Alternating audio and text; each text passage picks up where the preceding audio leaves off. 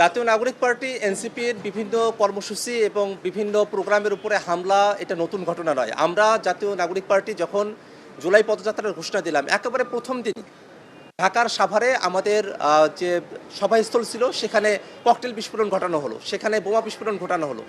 এবং তারপরে আমরা দেখলাম যে দুই একদিন আগে আমরা যখন মেহেরপুরের গাংনীতে গেলাম, মেহেরপুরের গাংনীতে জাতীয় নাগরিক পার্টি এনসিপির শীর্ষ নেতৃবৃন্দ যারা আছেন তাদের পুষ্পতলিকা সেটা কাছে ঝুলিয়ে দেওয়া হলো ফাঁসির মতো করে। এবং বিভিন্ন জায়গায় আমরা দেখেছি যে সরকার দলীয় যারা নেতাকর্মীরা আছেন তারা জাতীয় নাগরিক পার্টি এনসিপিকে তারা বাধাগ্রস্ত করার চেষ্টা করেছেন। বিভিন্ন জায়গাতে এই ধরনের অবস্থাগুলো তৈরি হয়েছিল।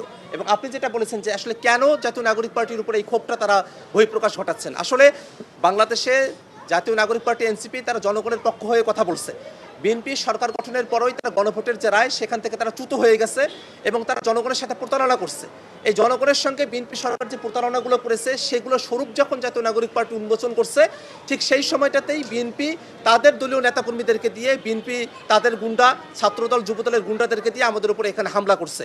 এখানে লক্ষণীয় একটা বিষয় হলো, আমরা কিন্তু গতকাল যখন হবিগঞ্জের এই হামলার প্রেক্ষাপটটা যদি আপনারা খেয়াল করে দেখেন, সেখানে হামলা হয়েছে, যারা হামলা করছে তারা কিন্তু চিহ্নিত, তাদেরকে গ্রেফতার করা দরকার ছিল পুলিশের, কিন্তু তাদেরকে গ্রেফতার না করে জাতীয় নাগরিক পার্টি সেখানে মামলা করার জন্য যাবে, সেখানে যারা সহযোগিতা আহত হয়েছে তাদেরকে দেখার জন্য যাবে, তাদেরকেই বরং রাস্তা আটকে দেওয়া হচ্ছে। এটা তো পুলিশের কর্ম হতে পারে না।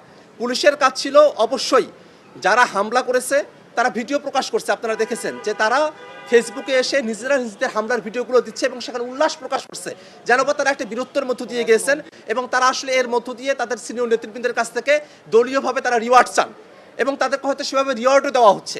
এবং এই ধরনের একটা সন্ত্রাসী কর্মকাণ্ড চলার পরে পুলিশ সেখানে সন্ত্রাসীদের বিরুদ্ধে কোনো ব্যবস্থা না নিয়ে বরং জাতীয় নাগরিক পার্টির নেতৃবৃন্দ যে পথ দিয়ে যাবেন সে পথটাতে ত্রাগ যারা দিয়েছেন, সেখানে তারা বিশাল বড় পুলিশের বাহিনী নিয়ে এসেছেন, সেখানে তারা মহড়া দিয়েছেন। এবং আমরা দেখেছি যে পুলিশের যে বাহিনী তার পিছনেই ছাত্রদল এবং যুবদলের যারা গুন্ডারা আছেন তারা অস্ত্রশস্ত্র নিয়ে সেখানে দাঁড়িয়ে আছেন, সেখানে ছাত্রদল যুবদলের গুন্ডারা অস্ত্রশস্ত্র নিয়ে মহড়া দিচ্ছেন। এই সময়টাতে জাতীয় নাগরিক পার্টি এনসিপির হাতে কারো কাছে কোনো অস্ত্র নাই, তারা যাচ্ছে নির্বিবাদীভাবে এবং তাদেরকে ঠেকানোর জন্য পুলিশ আছে, ট্রাক রাখা হয়েছে, ছাত্রদল যুবদল তারা সেখানে অস্ত্রপাতি নিয়ে তারা মহড়া দিচ্ছে।